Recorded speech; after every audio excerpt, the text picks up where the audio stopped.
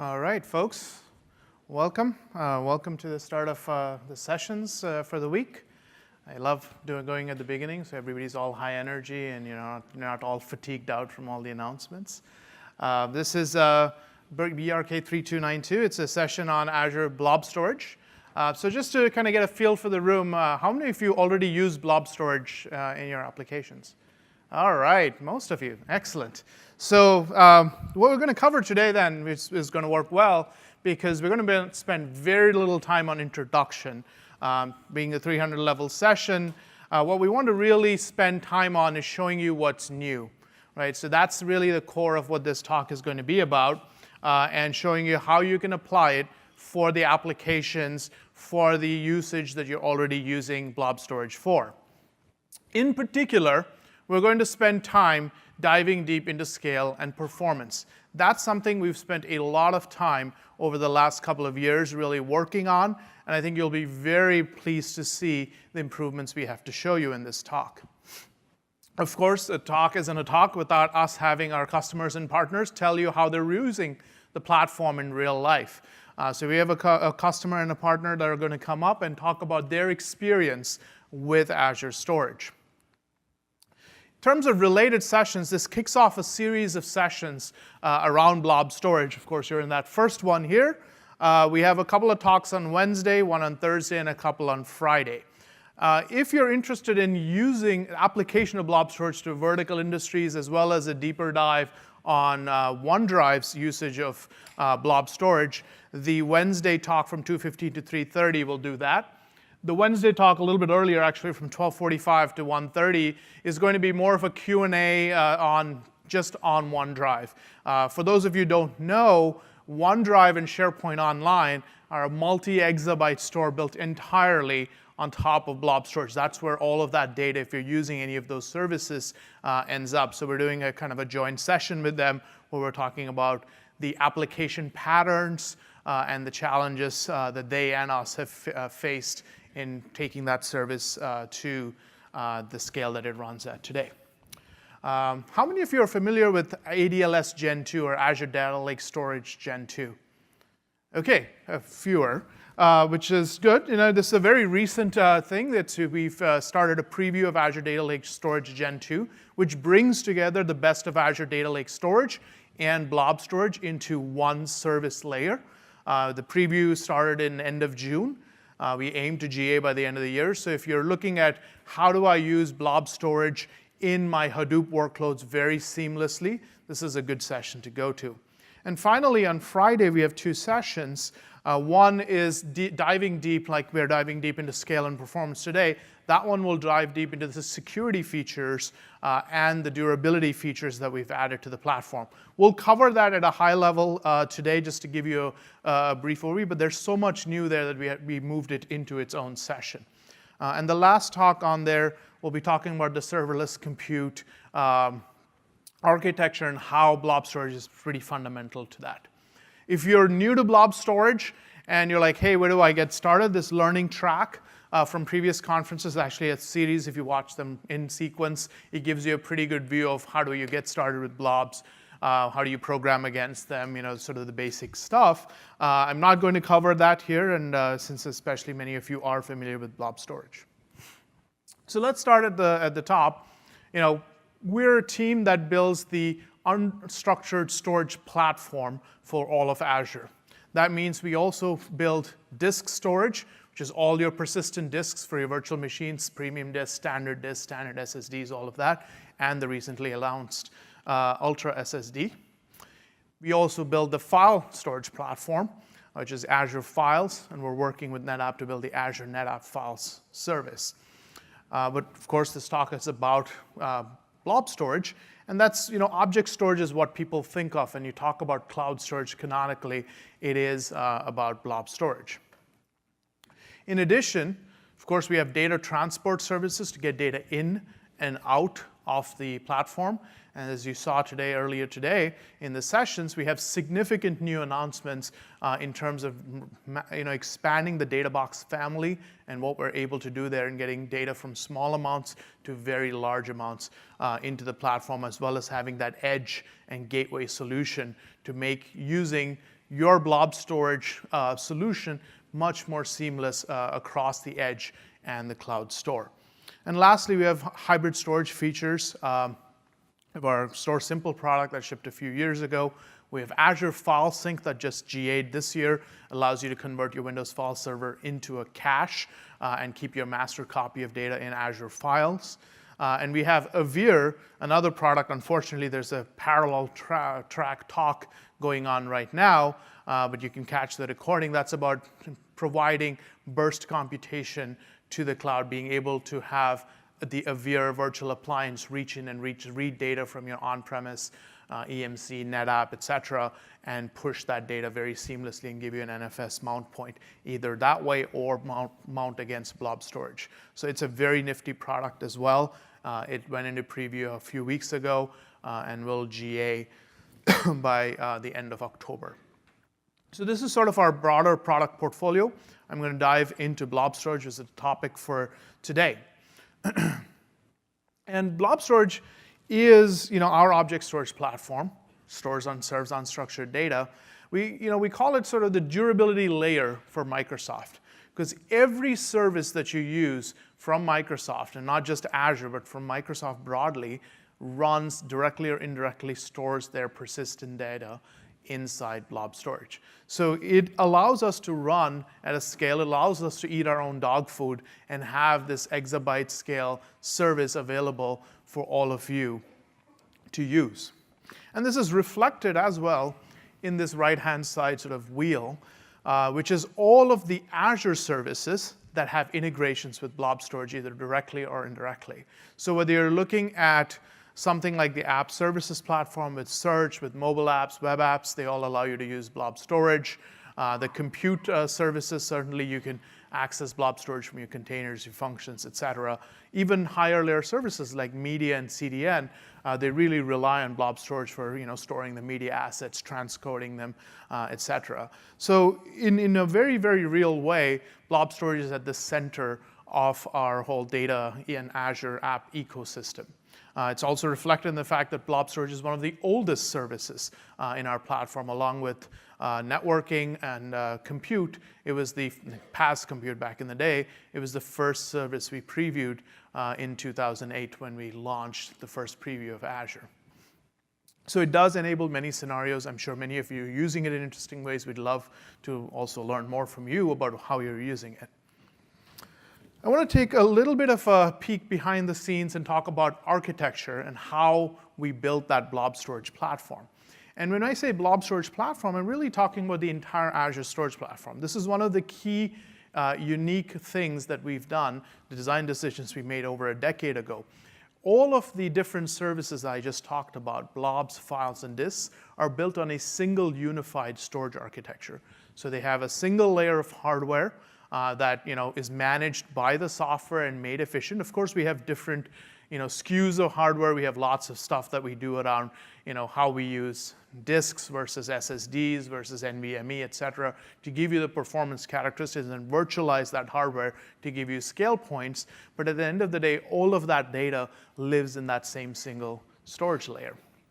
The components of this layer are as follows. You have first this stream layer, which is where we store, it's a distributed file system essentially, and it's an append-only file system. It gives us the strong consistency, the encryption at rest, the durability. This is the layer that monitors the machines, the hard drives, the racks, et cetera. So if there's failures, it's the one that realizes, hey, I've got less replicas than I need here. I need to go replicate data over. If there's any kind of power failures, anything else, this is the layer that deals with bringing everything back up. Above that sits the partition layer, which allows us to actually build the abstractions of blobs, files, disks, et cetera. The stream layer just thinks of things as byte streams of data. The partition layer gives you that concept, those abstract concepts of blobs, files, and disks, but also does scale out. Right? So it is the layer that realizes, hey, there's a lot of queries coming in on this portion of your storage account. Let me serve those files from many more servers, right? Because the underlying place in the stream layer, your data is really only in and replicas, either it's in replicas or it's erasure coded. The partition layer is the layer that says, I know how to cache this, I know how to have the index of your namespace on it, I know how to do all of that and monitor load balancing. So when we say storage is a dynamically load balanced service, what we're really talking about is this layer and all of the stuff that it's doing to kind of keep things up. Of course, above that, we have the front-end layer, which is more what you'd expect. Any kind of request handling. So all your REST API requests come in here. We do authentication, we do billing, metering, we do throttling if there's something bad happening. We do all of that at this layer. And this is the thing that also kind of knows finally that this is your storage account, this is what you're asking for, and then it hands off to one of the layers below. There's a lot more complexity. Obviously, this is somewhat simplified for the ability to explain. But we do things like caching at different layers. We do persistence at different layers. So at the end of the day, what we're striving to do is give you the best performance possible in this virtualized environment. So one of the ways we like to talk about our platform and the features is through this sort of narrative of what are the challenges, what are the things that we help solve. These are things that you as an app developer that cares about storage are very familiar with. Durability and availability of your data, security and compliance. Those are probably jobs 1 and 2 or jobs 1 and 1 for anybody who cares about storing data as an application developer. Then, of course, you care about scale and performance. You care about manageability of that storage pool. You care about cost efficiency. And then you care about doing this in a way that's extensible, that's open and interoperable, so you don't have to have these data silos and have challenges later as you build other applications of how you access the data. So that's kind of the way we look at this platform, and that's the place we'll use to talk about the different features that are coming up. So to get started with durability and availability, I'd like to ask my colleague Klaus to come up and talk through. Thanks, Vamshi. So I can't really talk about durability and availability, and it doesn't sound like the speakers are working yet. I'll just talk loud. There we go. Durability and availability, I can't really start talking about it without talking about replication options. So we start out with locally redundant storage or replicated storage. It basically keeps multiple copies within the same region across different disks. So we do protect against disk failure, and that gives you the 11 nines of durability that we provide with LRS. The next one is GRS, or geo-replicated, and this basically provides, similar to LRS, multiple copies, but in 2 different regions, typically with 300 plus miles between them, that are async replicated between them. Third is read access GRS, which is like GRS, but it provides read access to that secondary. And programmatically, or from the application, you can see what the state is of that replication RPO. So you can understand how far that secondary is from the primary as far as being consistent. And lastly, zone redundant storage, ZRS, which provides copies in different fault zones within the same region. And those are all synchronous writes between those copies. So that gives you more durability than LRS at a slightly higher cost. And I will add that this slide shows you the cost from lowest left to the highest to the right. We currently are available in 8 regions for ZRS, and that's up from what we announced last year, and we're going to continue to roll ZRS out to every single region. Now, something new that I wanted to touch upon is customer-controlled failover, which we're bringing out in preview very shortly. In the unplanned failover, which is the first scenario that we're going to support, it basically allows the admin to do an unplanned failover of their storage account. So you don't have to wait for us to call a storage failure event or a region event. You can actually do that on the storage account level, which puts more control in your hands. The second scenario, which we'll bring out after that, is a planned failover. So if you're doing a DR test, or for whatever reason you want to failover from your primary to your secondary, you can do so without any data loss that we would actually have with the unplanned failover. And that'll also allow you to swap back. Third is a transparent failover. These first 2, the unplanned as well as the planned, requires human intervention. So the transparent failover is nice for the 2 a.m. scenario, where you'd like the system just to fail over without waking somebody up in the middle of the night to make a decision. Because at least for me, when I make decisions at 2 a.m. in the morning, sometimes I make the wrong one. So double-clicking on that first scenario. In the case where you're using GRS and you have your data in a primary and secondary, the user or admin will select an unplanned failover. At that point in time, it'll show what region it's going to fail over to, which is the GRS pair, so that's known a priori. And it'll also show what the current RPO is, so you know what the state is of the replication between those two regions. If the user confirms at that point in time, it goes ahead and does that by invalidating the playback queue or the log file that's going to be played on that secondary region, and making the secondary the new primary using LRS. And the user does get notification that that's happened. At that point in time, the secondary region is a fully writable copy or writable zone that can be written to. Now, we will continue to bring down that RTO as far as the amount of time it takes, as well as work on those other scenarios that I mentioned on the previous slide. So I'm going to move into security and compliance. The first one is encryption at rest. We GA'd this about 6 months ago, but it wasn't 100%. Does everybody know about our customer managed keys? Oh, OK. It's a good topic. That's great. So we had Microsoft managed keys before this, but we got a lot of customers saying, hey, I want to control the keys. I don't want Microsoft to be in charge of the keys. I want to control them to make sure I know when to rotate them. Microsoft can't supply a key if they're asked to. I want to control them.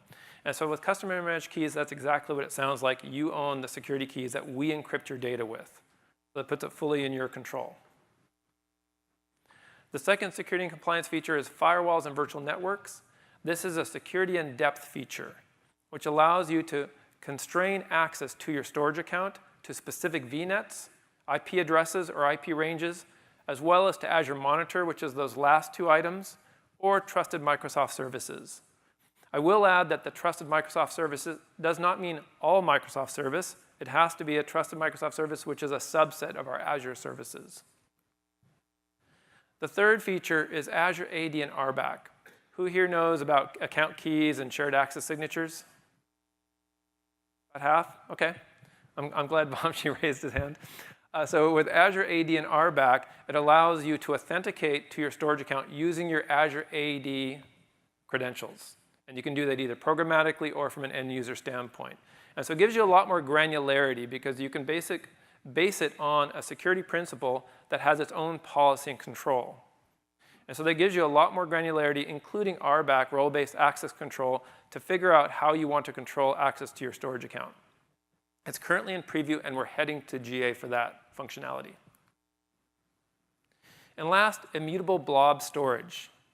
You might think of this as worm, write once, read many. We like the name immutable blob storage. Not sure why sometimes, but that's what we called it. And it is designed to provide two different policy controls.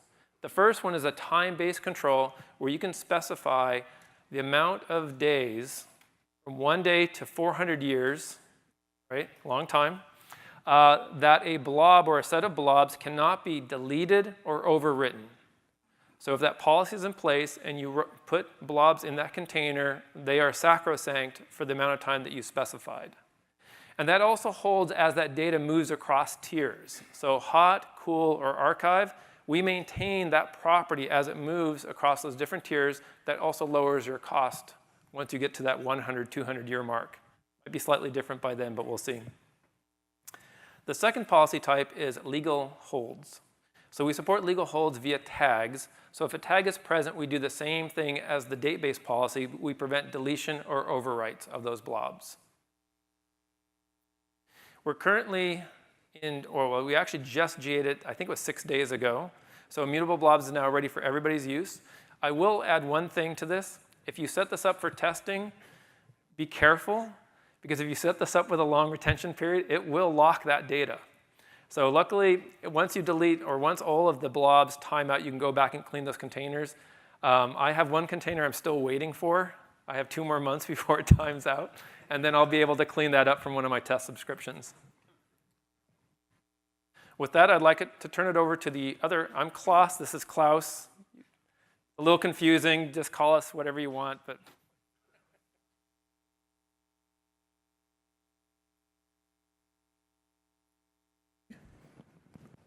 am I on?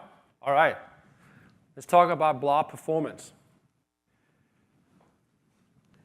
And, all right, so we have our cloud storage today, as we just talked about, right? Cloud storage, massive scalable. You can get just-in-time provisioning of capacity, performance, et cetera. And it's a natural fit for the web scale applications that is being used for today. Now, we do have customers who are asking us to provide additional throughput, especially to a fewer number of objects. So they want massively throughput to like a single object, et cetera, to drive high-performance compute, big data analytics for things like genomics, autonomous driving, and scenarios like that. So we're going to talk about that in more detail in a second. The second aspect is they want faster data access, right? So especially in use cases where you have a human in the loop somewhere, where humans are not very good at waiting on stuff. We wanted immediate gratification, right? So if I am sitting and I'm doing some editing of a video, et cetera, it needs to happen immediately. If I'm waiting on a transaction to happen, it needs to happen immediately. So faster access time to object storage. And then finally, cost efficiency. There is a class of workloads that sit on top of Azure today that has a high number of transactions on a relatively small data set. And when you get into that situation, the transaction cost becomes a dominant factor in the bill you get. So they're asking for a more efficient way to do that.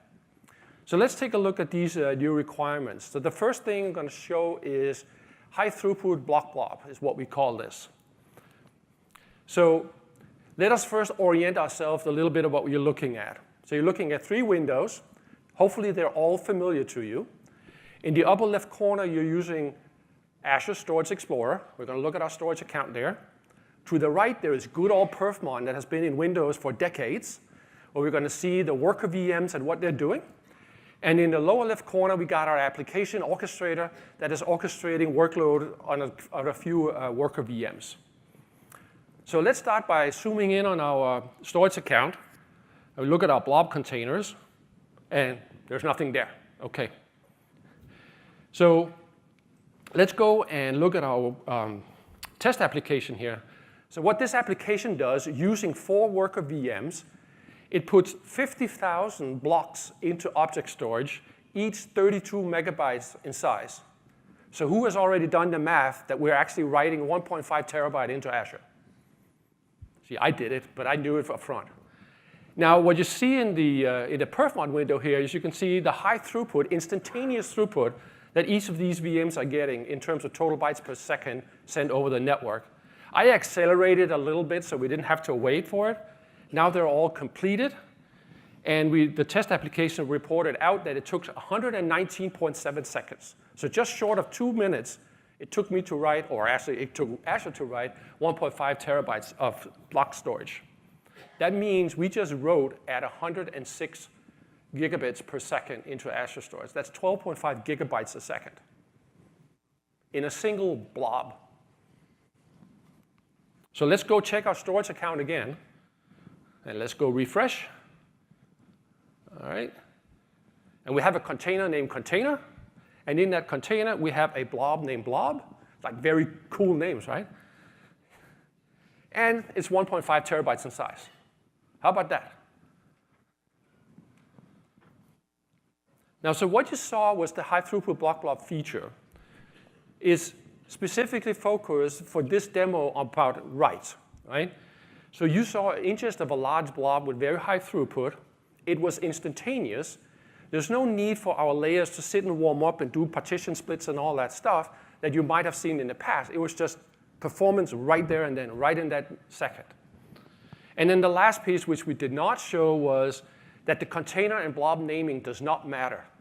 So even if you have a large number of objects and they have a long name that only ends with -1, -2, -3, that is no longer an issue when you write through high throughput blob. You can choose whatever names you like, and we will happily write it for you. Now, already out there is some of the read enhancements we have done, including the inverse of the write performance, which is egressing the data from the account at a similar speed. If you come on a Wednesday talk, I will demonstrate that live as well. And then the acceleration of frequently read blobs. So if you have a set of reference data where you often come back to, then we will promote that data higher and higher in the caching layers to get lower and lower response time as well as throughput for that data. I want to show you something else. This is a preview of blob storage, premium blobs. So what you're looking at here is two windows. It's on the same VM in Azure. The one on the left is an application running against our standard object storage that has been around for a long time. And then the one on the right is running against the storage account in our new premium blob storage that we just go to limited public preview today. Actually, the blog post just went out at 4 p.m. So what is happening is that from this VM, we're looking into a data set. Each data set is 1 million blobs, each 64 kilobytes in size. And from that, I'm going to read 1,000 random objects. I'm going to do them one by one. The reason I'm doing them one by one is to highlight the effect of the shorter latency that you will see in premium storage. So by reading one by one, I'm stacking them against each other. So let's go ahead and fire that up. We're going to give the standard account, and then we're going to fire up the premium account. And I think at this point, I probably did not have to label which one is premium. So we saw 64 kilobytes objects on average read out at 5 milliseconds. But let's go ahead and speed this up. Let's let time help standard a little bit. And we see that that takes about 10 times as long to do the same operation as here. Now, in many applications, this will be very useful, especially when, as I said, where you have some person sitting and waiting on data to be retrieved out of object storage. So premium blob storage preview, it is essentially the same Azure object storage that you know today, where we back it by solid-state drives. Solid-state drives are known for high transaction rates and very low latency.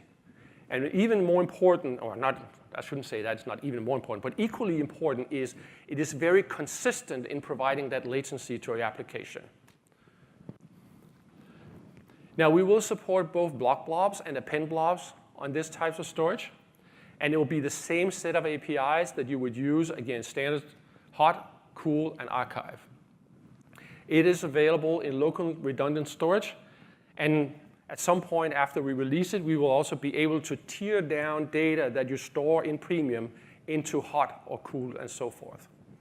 So that once data comes in, it's really hot, and then over time it cools down. You can then tier it into the cheaper capacity storage.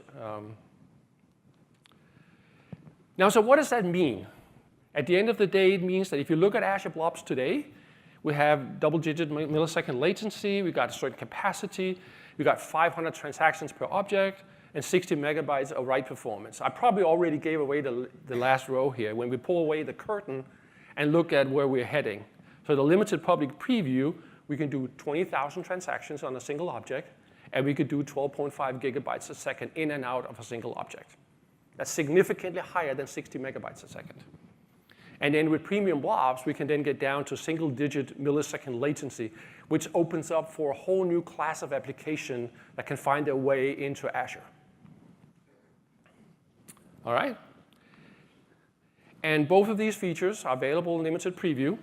The first one, you can write that alias, and you will actually write me and a few of my friends. And the second one, there is a blog post coming out. It is actually out, or if you go there, you'll find how to sign up at the bottom of that blog post. So with that, I'm going to hand it off to Torsten. Thank you. Good afternoon, everybody.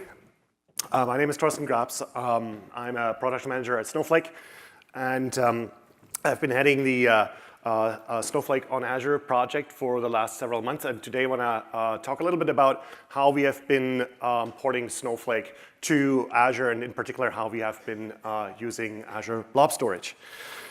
Let me start off by a brief introduction into Snowflake. If you have not yet heard of us, Snowflake is the data warehouse built and designed from the ground for cloud computing. And it helps organizations, enterprises to run their analytics at scale in the public cloud and helps them to become data-driven organizations. There are 4 areas that I picked that I think make Snowflake really unique, and I tried to capture them on this slide. The first one is concurrency. So we allow an unlimited number of users to run essentially a virtually infinite amount of queries all at the same time in Snowflake to process their analytics. We do that with a very clean separation of compute and storage, in our case now, Azure Compute and Azure Storage, so you can scale storage and compute independently of each other. Snowflake also provides you the built-in resiliency so that you don't have to worry about transient failures in the cloud.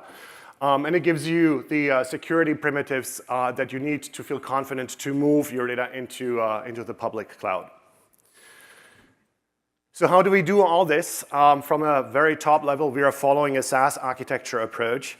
The key concept, the first one that I want to introduce on this slide, 2 more concepts to come, is the Snowflake database. And you essentially load either structured or unstructured data into a Snowflake database. As you load the data into Snowflake, we are transforming that data into an internal representation that's highly optimized for analytic workloads. And this then gets represented as files in Azure Blob Storage. Now, in order to run analytics over that data that's stored in Azure Blob Storage, we are using Azure Compute, and we are wrapping a set of VMs in Azure Compute into what we call a virtual warehouse. So a virtual warehouse is essentially a set of machines in Azure Compute that runs your analytics. What's great about it is that you can create as many of these virtual warehouses as you may need for your organization. So you may have different teams, different departments, different workloads. You can create individual warehouses for each of them, and that makes sure that you're not ending up with any contention around resources between different teams and different organizations. Probably the most demanding workload is typically BI reporting and dashboarding. Here, I want to introduce you to the third concept, which we call multi-cluster warehouses. So with a multi-cluster warehouse, you can add additional compute capacity, additional sets of VMs to your logical warehouse, and then incoming requests, queries are then distributed across the different clusters in the same logical endpoint. All of this is wrapped by a set of management services around it that help you manage your Snowflake accounts from a security perspective. It captures metadata, and it does the optimization for the requests that are coming into the system. So with that, let me tell you a little bit more how we have built Snowflake on Azure.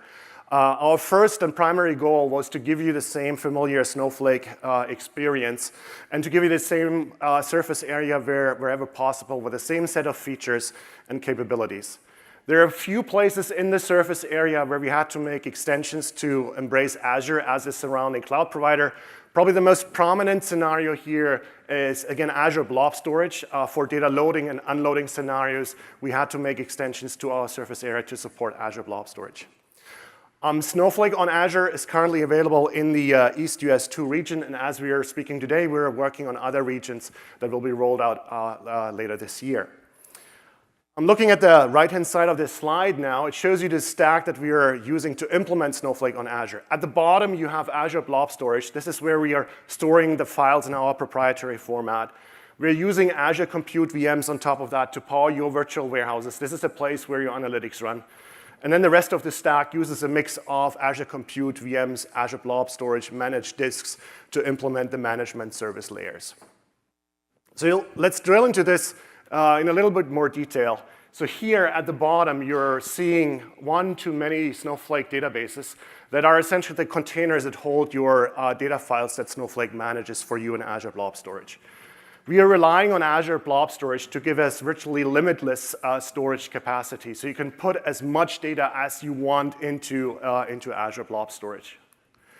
Now jumping up to the top of the stack, here we're using Azure Compute, and it's for similar reasons. Azure Compute gives us that virtually limitless compute capacity that our customers need to run their warehouses. And here you see one such warehouse which uses a couple of VMs. As a query gets submitted into the warehouse, each compute node in the warehouse pulls a set of files from Azure Blob Storage and then does the processing on top of it. So some of the things that we're using here is we are using a tiered storage management approach where we're leveraging the locally attached disks on the VMs to hold on to files from Blob Storage that are frequently used by analytics on that warehouse. Remember that customers can create as many warehouses as they need, and they all have access to the same shared set of data. That puts us in a place where we need to make sure that we're getting highly scalable access to the shared data that sits in Azure Blob Storage. And our warehouses can, in a single cluster, go to more than 1,000 cores. And remember that multi-cluster concept that I introduced you just a couple of slides before. If you take that to the limit, you end up with compute capacity that's more than 10,000 cores that all will operate and pull data from Azure Blob Storage. So let me show you some of these concepts in action. Jump over to my demo machine.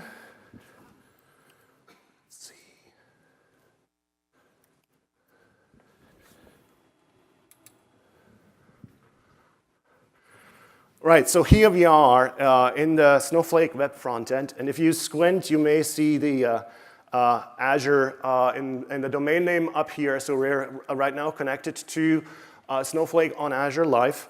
We are in the database area of the Snowflake web UI, and it shows you a set of databases that have been defined and created by other users that are sharing the same demo account with me.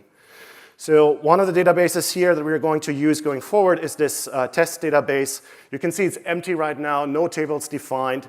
You can see a few predefined views and schemas, but no data has been loaded yet. Let's jump over to the second concept that I introduced you, which is the warehouses. This is where your compute capacity sits for Snowflake. And you can see we have a number of warehouses predefined. And this one here is the warehouse that I've defined and set up for the demo, and I see it is not started right now, so actually let me go in and resume this warehouse again. And there we go, it started. If we look at the configuration button for it, you can see I can control the size of the warehouse. That's essentially the number of nodes that we're using in the warehouse. And the more nodes you provide, typically the faster your queries are being processed. The next dimension is the number of clusters that you allow for it. And that's essentially the degree of concurrency that you can support through that logical endpoint. And you can see you can go up to fairly large sizes here as well. And you can define a number of other properties that I'll jump over at this point. Let's look into the worksheet experience here and go through some SQL statements to exercise that the cluster that we just created. So let's jump over into the test database, run a create schema statement to create a demo schema, and then also hop into that demo schema. The next statement that I'm executing right now is a create stage statement. What this does, it essentially provides a pointer at this point into Azure Blob Storage. And this is the Blob Storage account that I'm pointing to. And it's a regular Blob Storage account. It holds a predefined data set. For those familiar with databases may know the TPCH benchmark. And if you look at the folders that you see here, those are the typical 8 tables that you load with a TPCH benchmark. And I've preloaded the files here in the Blob Storage account for TPCH scale factor 1000. That should be a terabyte worth of data, and we are just going to work with the customer table here. Let's create this table, typical shape for TPCH, and then let's run a copy statement. So the copy statement is a statement that takes the data out of your staging area in your file format. This is gzip compressed CSV that I'm using here. And we're loading that into the table that I just created. And as part of the load operation, Snowflake is optimizing the data and putting it into its proprietary file format. Now we have loaded the data. It took us about 15 seconds. We have 150 million customers in here. Let's look at a few of them. And you can see it's artificially generated data, so that's expected. OK. Now we have one table populated, but that's boring, so let's create a second table. And let's use a different kind of storage here. So again, let's create a stage, but in this case, let's use a different storage account. And this storage account is interesting because it uses Data Lake Storage Gen 2, the preview that we just heard about. It has a set of files that are essentially representing tweets that have been submitted by the customers that we've just loaded into the customer table. So let's create a file format to deal with the JSON representation of those files and take a quick look at how the data looks like. And as part of this statement, you can see some of the semi-structured data functionality that Snowflake supports. So you can see how I'm pulling out properties from the data for the customer key and the actual tweet. So you can see the customer key down here. You can see the actual tweet. Let's pretend that we are happy with the shape of the data. Let's create a table to hold it, and then copy the data over from ADLS Gen 2, again, into Snowflake's own representation. And that should take about 15 to 20 seconds. And then we can run some more interesting queries. We'll show first how many tweets we got. Should be in the order of 3.2 million. Just to make sure that I'm not cheating, let's look at a few of them, and you can see the familiar structure here. So that you get a sense of the sizes, let's jump back over into the data view in Snowflake, and you can see here, those are the two tables that we created. 3.2 million rows for the tweets, and 150 million for the customer table, and they're all in the order of a few gigabytes worth of data. So let's run a more interesting query over this. And this is a statement, a select statement that joins the tweets table with the customer table and looks for one specific customer that we filter on by phone number. And then we want to see all the tweets for this particular customer. So this just gives us one result row. But let me pull up the query plan for this query to illustrate some of the things that we talked about. So if you look at the table scan operation for the customer tweets, we can see some of the properties and characteristics that I mentioned. So you can see that almost 95% of the data to answer this query for that particular table have been pulled from our on-disk cache on the machine. So you can see our tiered storage management at work here. You can also see that we didn't have to go through all of the files that back this particular table because many of them did not qualify for the query that I submitted. So we pruned those from the query to give you better performance. So those are some of the principles and optimizations at work. And if you are more interested in a BI workload, you can obviously use tools like Power BI Desktop here and put them on top of Snowflake as well. And let me refresh this query here. They can see it actually working. It should take a couple of seconds to just refresh the simple pie chart here. And Power BI Desktop makes it really easy to get the data from Snowflake. If you go into the database section here, you can find Snowflake down here as one of the databases that you can create data sources for. So with that, let me jump back into some slides to just talk a little bit about what are the architectural challenges that we faced when building Snowflake on Azure. The first one, and that hopefully has become clear by now, is storage bandwidth. As we fire up huge compute capacity, we need to make sure that we can pull massive amounts of data at speed from Azure Blob Storage into our compute layer. We also, at the same time, want our storage to be cost-effective. So an intuitive approach might have been to just use premium storage, but a lot of our customers are actually using Snowflake as a data lake as well. And as is typical with data lakes, you have a lot of data, historical data, that is very rarely accessed and is not as performance critical. So premium storage would not have been a cost-effective solution for those customers. And then the third challenge is we need highly elastic compute. Our customers are sometimes firing up more than several thousands of cores within the order of minutes, and they expect this elasticity to be more or less instant, so that capacity needs to become online and up and running very, very quickly. We've been working very closely with the Azure teams as we were building out Snowflake on Azure, and here are some of the features that we have used to make this possible.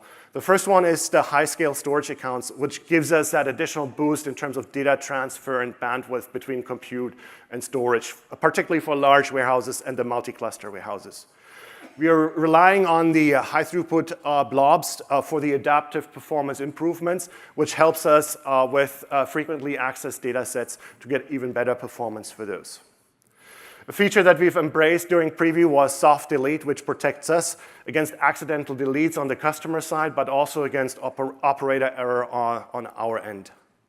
And then last but not least, we are using accelerated networking, and that helps us with low latency communication within a cluster or within a warehouse for cross-node communication. Let me share some numbers with you. So we have been in preview for several months now. We have about 200 customer accounts in the preview as of today. And over the last 30 days, they have run more than 17 million jobs. And a job is essentially one of the queries like the ones that you saw, metadata, access operations, data load operations, so everything that you essentially do, every request that you submit to Snowflake. In order to process these 17 million jobs, we have burned through more than 250,000 VM hours, and we've read through more than 9 petabyte of blob data in Azure Blob Storage. And about 1.5 of that, 1.5 petabyte of that data was then communicated via network between the nodes in Snowflake warehouses. We've been very focused on adopting best practices. So I've talked about the tiered storage model. We are also using fairly large file sizes, larger than typical database page sizes, to amortize the cost of round trips into remote storage. We are randomizing naming wherever possible, file names, container names, storage account names. We have the option to shard across storage accounts for additional performance boost. And we spend a significant amount of time finding the best fit in terms of VM SKU for data warehousing workloads and scenarios.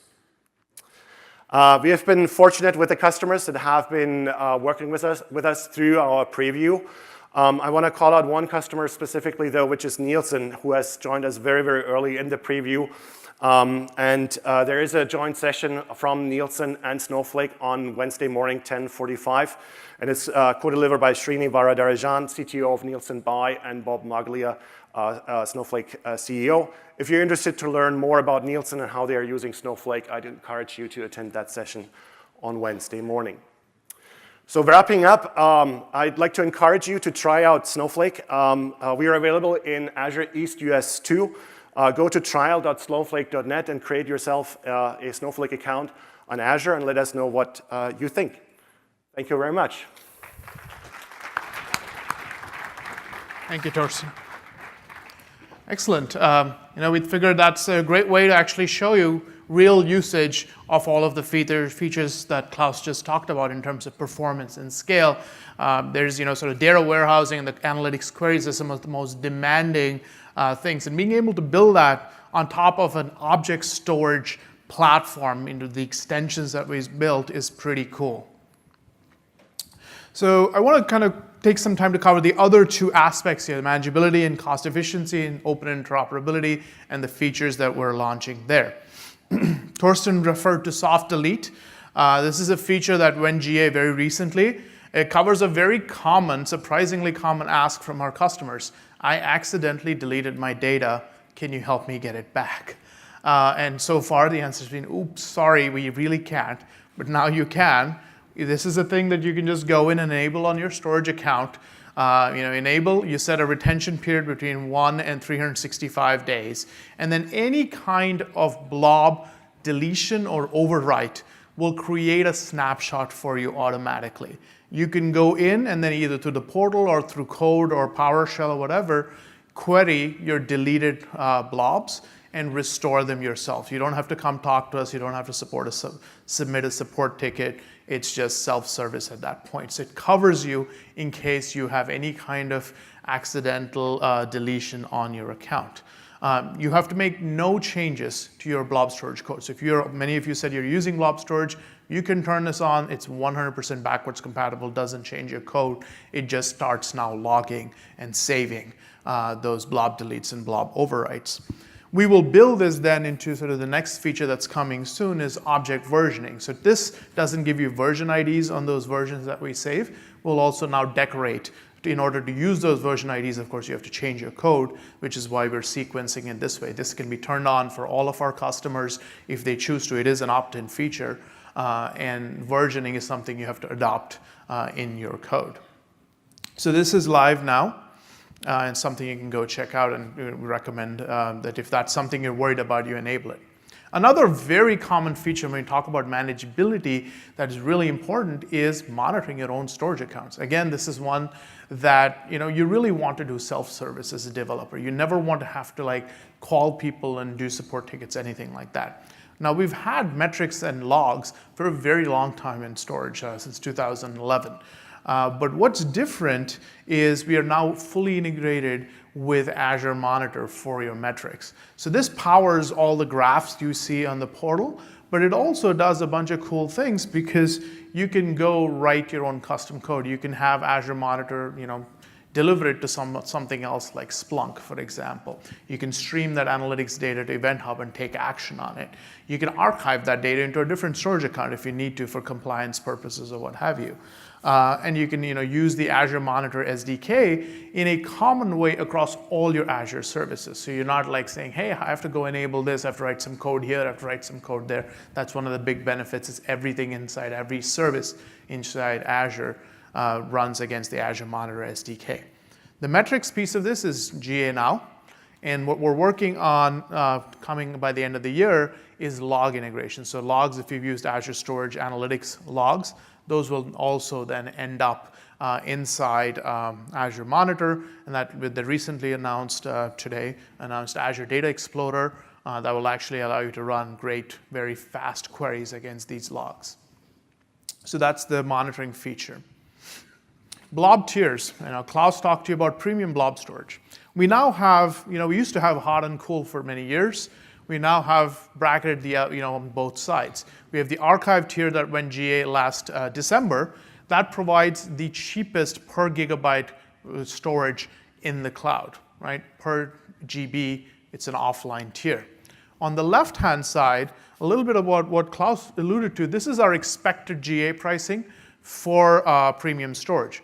While the GB or per TB cost is high, what is very surprising, and it's very intentional on our part, is it actually ends up being cheaper for your high transaction workloads. If you have more than 50 TPS per terabyte, you will end up cheaper on premium tier than you will on hot. That's because we've baked in a 65% lower transaction price into the premium tier. It is cheaper for us to do these transactions on SSDs, as you would expect. Therefore, we pass that cost savings off to you. So this is something, even if you don't care about the low consistent latency necessarily, it's something it's worth looking at your own workload and saying, do I have a high TPS workload, which is worth moving into the premium tier?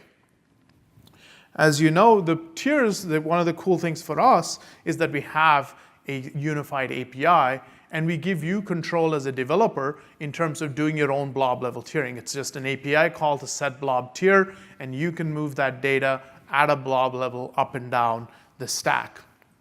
We'd have had requests though, and this is a feature that's now in preview, around doing this automatically. I don't want to manage this. I just want to set some rules and have Azure do it. So that's data lifecycle management for automatic policy-based movement.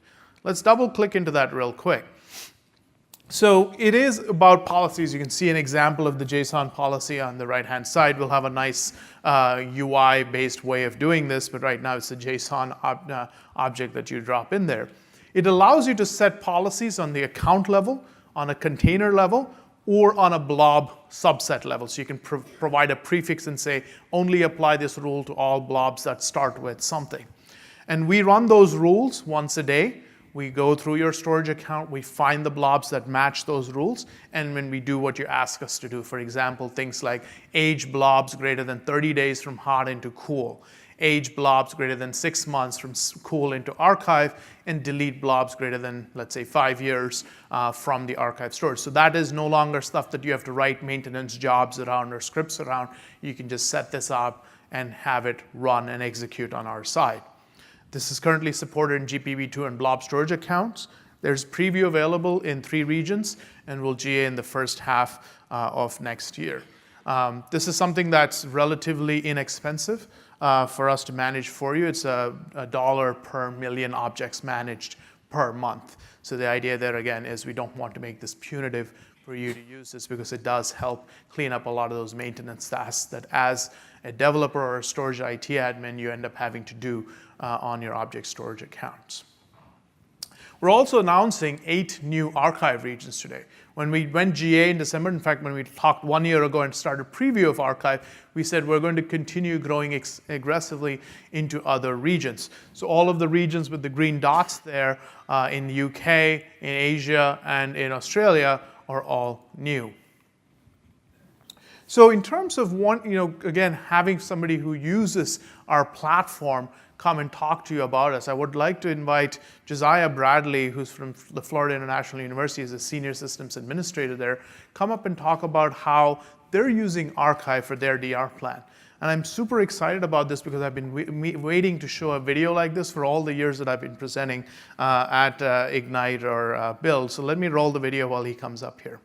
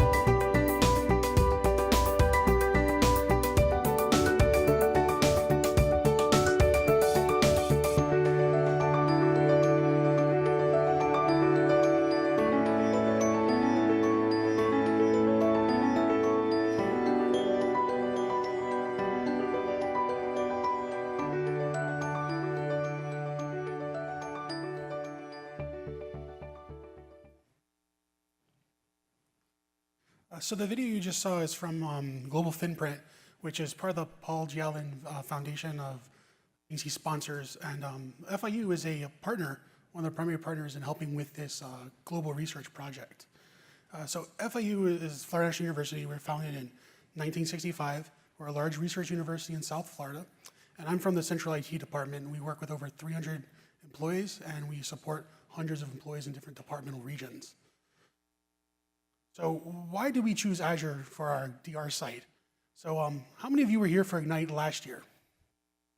So a couple of you. So you may have realized a little bit before Ignite last year, Hurricane Irma decided to visit Florida and go right through the entirety of the state. So this was a massive hurricane. It was scheduled to be a Category 5 when it made landfall, and it basically was bearing down on our university. So it went through our university and happened to go through our DR site in Tallahassee. So not only did it was affecting us, it was affecting where our data was stored elsewhere. So we needed to come up with a DR plan that had better geographic separation from our current DR site that wasn't regional, something away from hurricanes and other threats. So we have a massive data set right now that we are backing up from on-premise. It's over 1 million files, and it's planning to grow to 2 petabytes. And people need to get this data fast and recover it quicker than they can today. The data is being collected across the planet from Australia, Americas, and reefs everywhere around the globe. And we need to do this in a cost-effective manner since we're a university. So the solution was to use Azure's blob storage. What we started with was a storage spaces direct file shares for our clients. It uses SMB that they're familiar with, are accustomed to, and can store their data on a day-to-day basis. Mic, turn off. On a day-to-day basis without having to worry about changing what they do.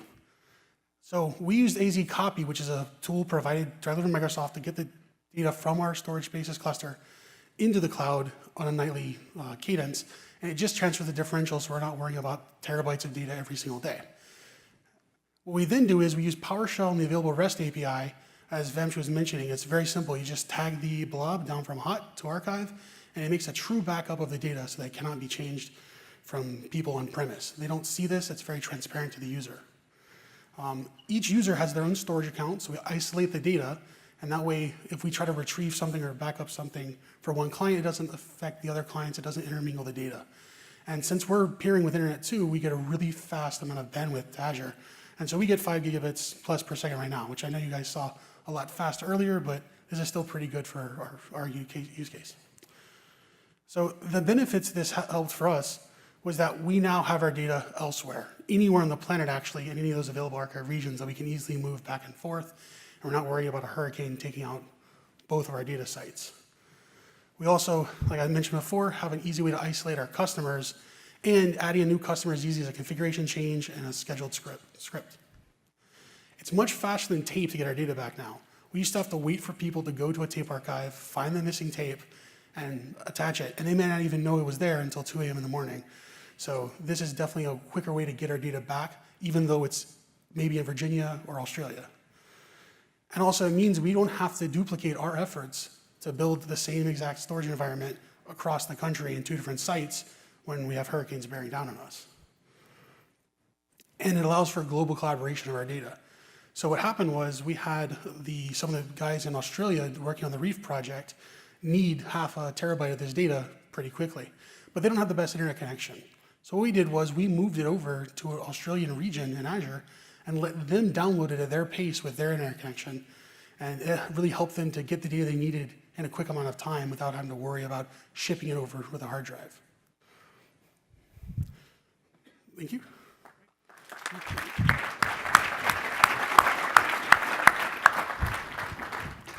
Thank you, Josiah. And yeah, as I was saying, I've been waiting for years to get sharks into an Ignite session of mine.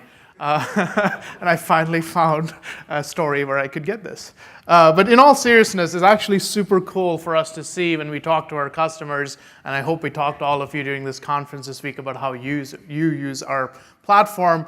We see all these amazing uses where people, developers, IT admins, et cetera, all come together and use our platform in ways we never thought we would see it, and use it in innovative ways, use it for their use cases and help solve their problems. So this is super cool.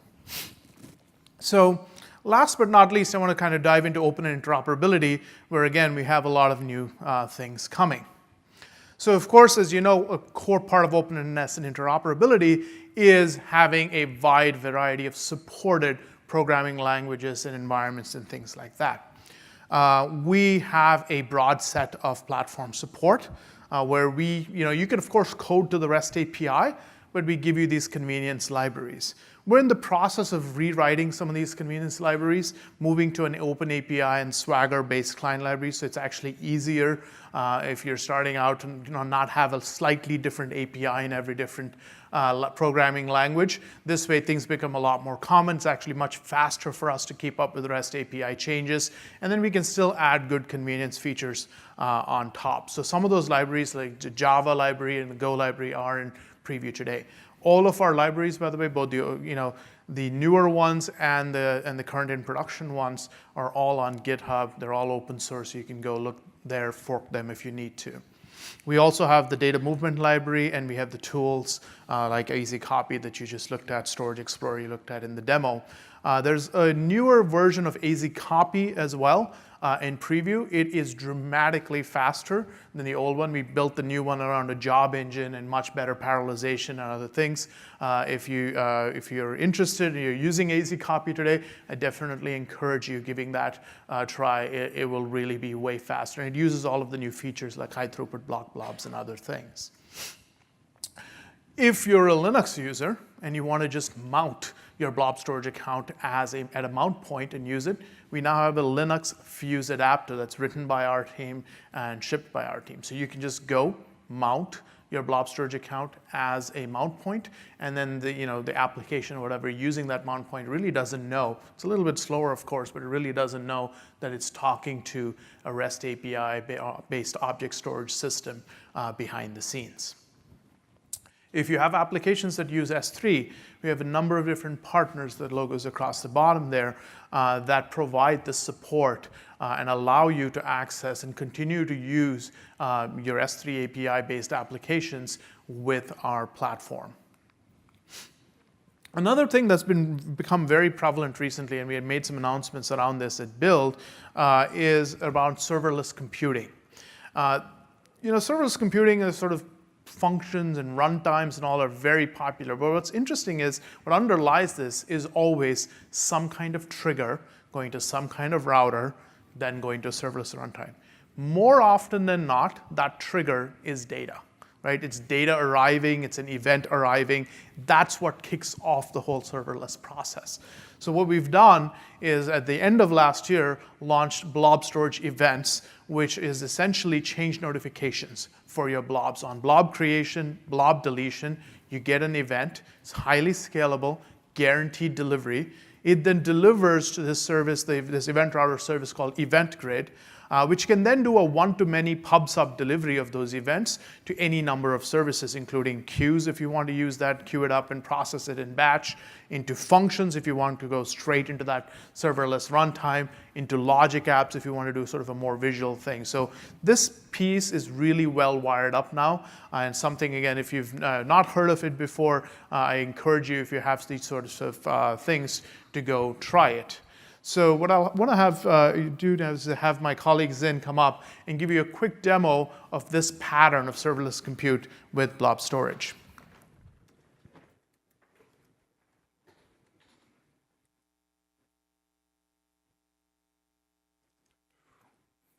All right, thank you, Vamshi. I'm just going to pull up my demo.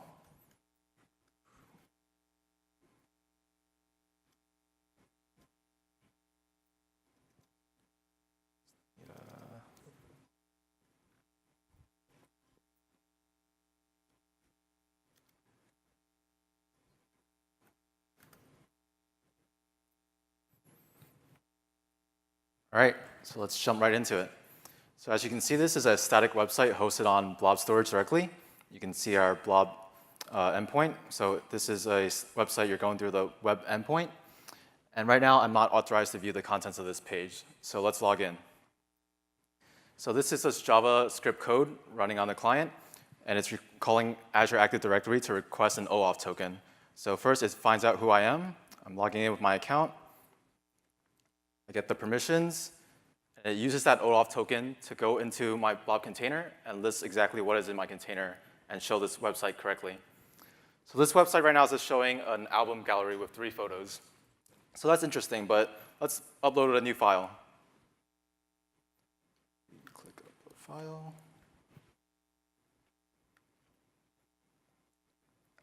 Let's choose this picture here.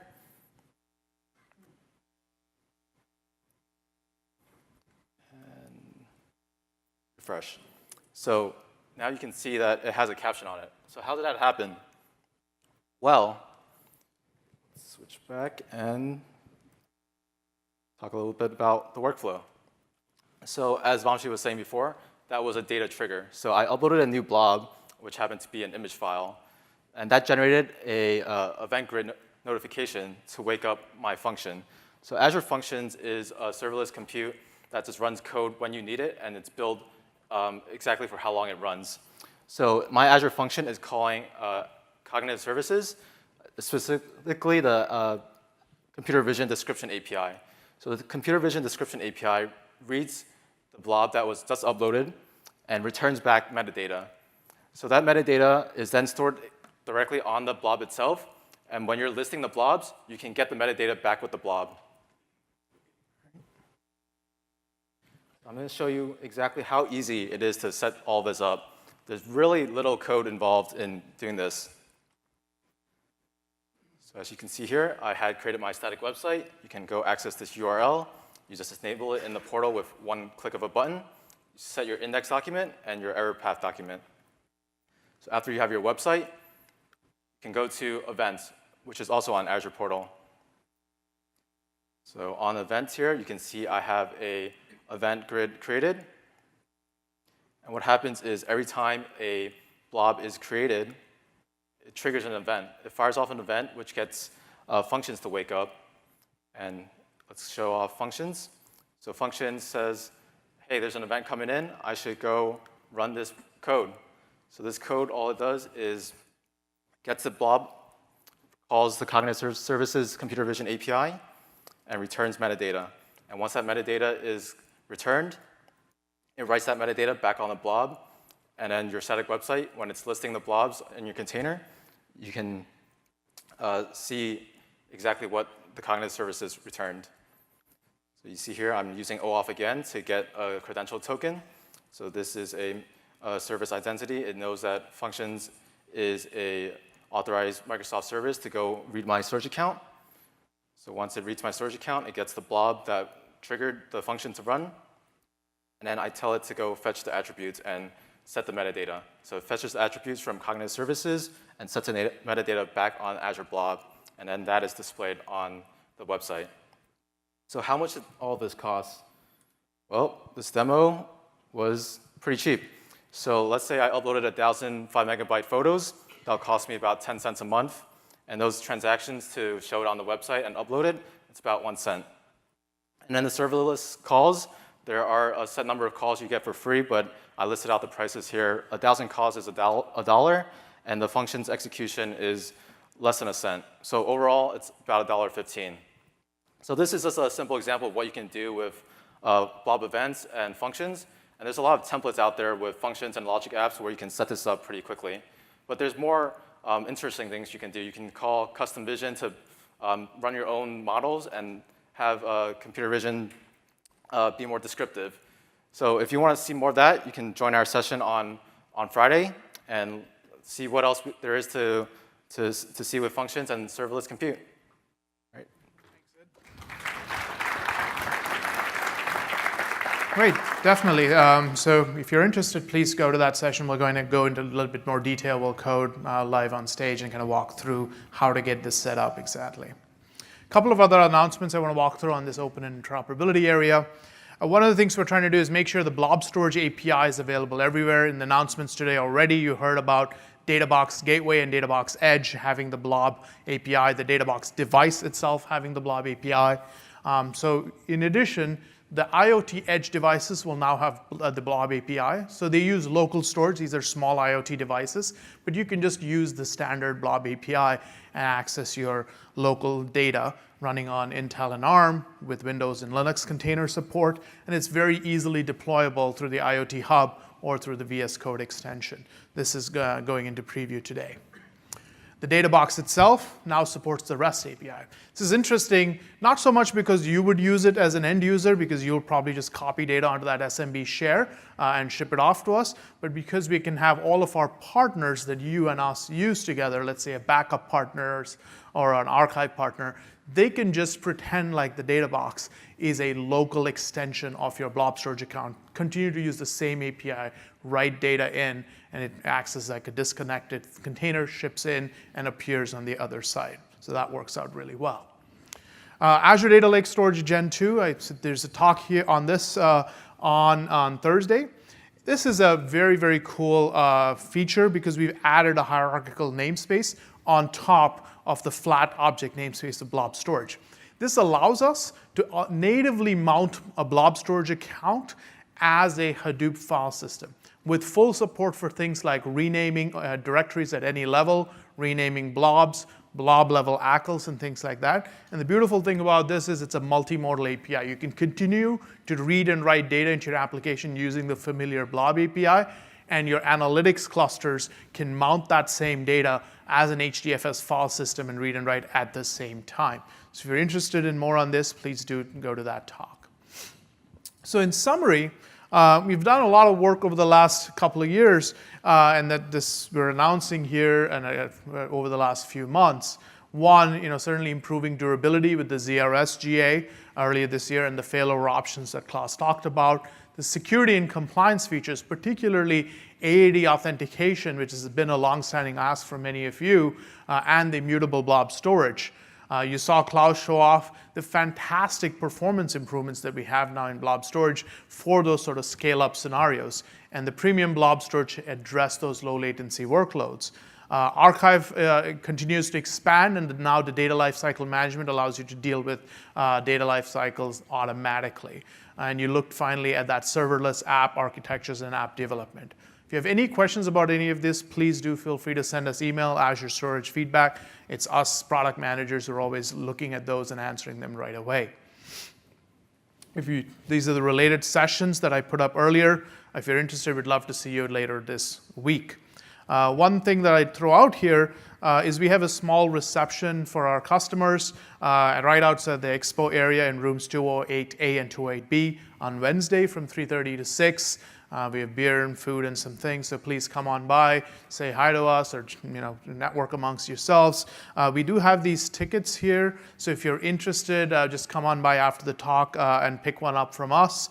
So that way we don't exceed fire safety violations and all of those things that conference venues tend to worry about. So please do pick up a ticket. We have some stickers as well.